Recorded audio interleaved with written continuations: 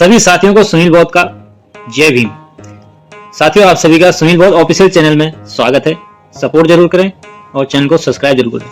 तो साथियों, एक सवाल हमेशा पूछा जाता है, कहीं भी राजनीतिक डिबेट हो या कुछ भी मुद्दा हो, जो आज भी छुआछूत जाति प्रथा के चलते कई लोग ऐसा पूछ लेते हैं कि जब भगत सिंह जी का केस चल रहा था तो बाबा साहब उस समय काफी बड़े वकील थे, जाने माने वकील थे, फिर आखिर भगत सिंह का केस बाबा साहब अम्बेडकर क्यों नहीं लड़े, क्यों भगत सिंह जी को बचाया नहीं गया।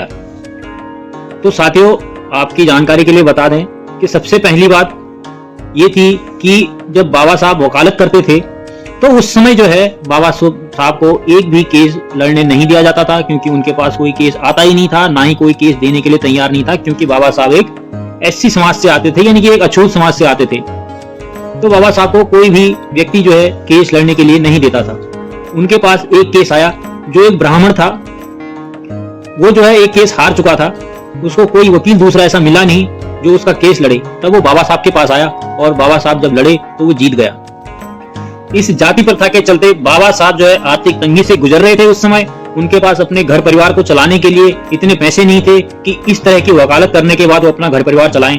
तो उसके बाद बाबा साहब जो है नौकरी की तलाश में चले गए। तो उनको बाद में एक प्रोफेसर की नौकरी मिली। प्रोफेसर की नौकरी तो बाबा साहब को मिल गई, लेकिन जब वो कहाँ करने के लिए गए नौकरी, तो उनको रूम चाहिए होता है कहीं भी किसी भी जॉब लगे रहने के लिए। तो उन्होंने पूरा शहर छान लिया, उनको एक भी होटल नहीं मिला, एक भी कमरा नहीं मिला। कहीं पर जहां पर भी वो जाते थे उनको सबसे पहले जाति पूछी जाती थी, और जैसे ही वो अपनी जाति बताते थे लोग उनको किराया देने, कमरा किराया, होटल किराया देने के लिए सीधे साफ मना कर देते थे। और दूसरी बात, जब भगत सिंह का केस चल रहा था तो उस समय भगत सिंह का केस जो है लाहौर में चल रहा था और बाबा साहब जो है मुंबई में रहते थे। तो ऐसे हालातों में अगर बाबा साहब लाहौर जाते तो पहली बात तो यह है कि वो रहते कहां। जब उनको कहीं पर भी देश में कमरा किराया, होटल किराया देने के लिए लोग इतनी ज्यादा दिक्कतें कर रहे हैं कि अछूत हैं, ये नीची जाति के हैं, तो बाबा साहब पहले तो जा नहीं सकते वहां, रहेंगे कहां, रह नहीं सकते कहीं, तो फिर आखिर केस कैसे लड़ते। उस समय भगत सिंह अकेले नहीं थे जब उनको फांसी दी जा रही थी। भगत सिंह, सुखदेव और राजगुरु तीनों लोग थे जिनको ब्रिटेन सरकार ने यानी अपनी जनता के खुश करने के लिए उन्होंने उनको फांसी पर चढ़ा दिया गया था। बल्कि वो उनके साथ न्याय नहीं था, फांसी तो उनको होनी थी।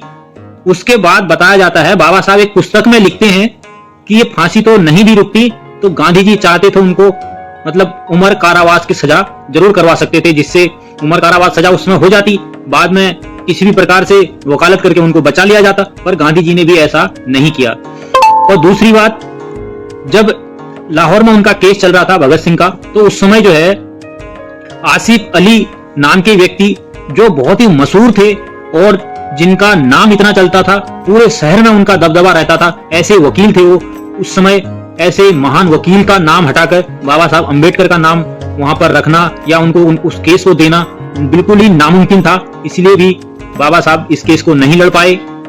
और जो उस समय अंग्रेजों के साथ जो वकील थे जो भगत सिंह को फांसी दिलाना चाहते थे, वो वकील सूर्य नारायण शर्मा जी थे।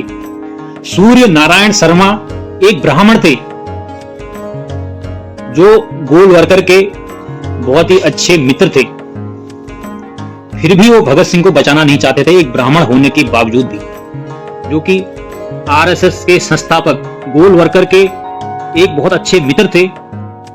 उनके वजह से जो है आसिफ अली जो है केस हार गए और भगत सिंह को फांसी हुई।